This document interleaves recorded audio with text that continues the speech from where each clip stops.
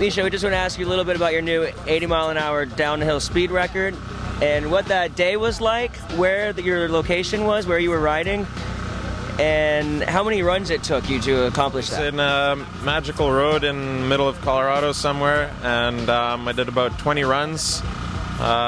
Day was just a regular day. It was really beautiful, fall weather. I came from California, so it was the first fall days that I saw, so just really peaceful kind of day.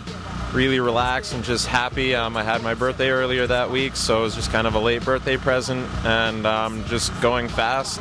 It's fun. Also, what setup were you riding there in Colorado, and how does it differ from your competition setup or what you're racing this weekend? Exact same board.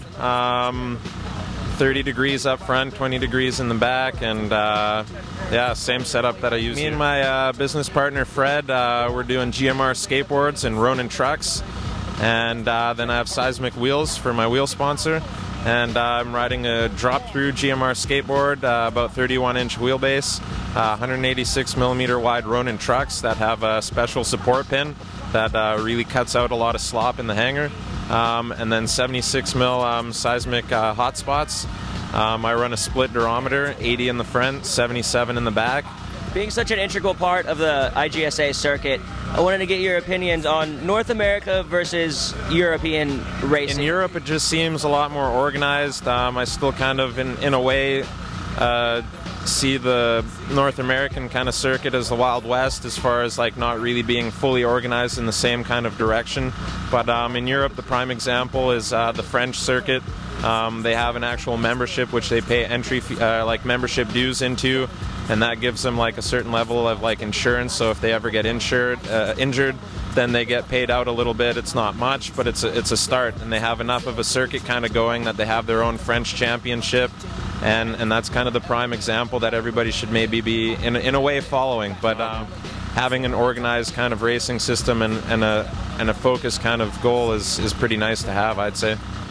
I guess we're already kind of seeing as some of the races get crowded now. That's probably the best time to start having more local races that'll eventually feed into the larger World Cups, and that's kind of what you'd want in the end. You'd want to have a North American circuit, race in Canada and the US. Perhaps if we get anything into Mexico, it'd be sweet to make it really diverse. Just lastly, what's the rest of the 2010 season look like for you, and what are you expecting? Got 3 more or 4 more races left in the season, 3 more World Cups, and then a smaller race in South Africa. But it goes Brazil, Australia, and then South Africa.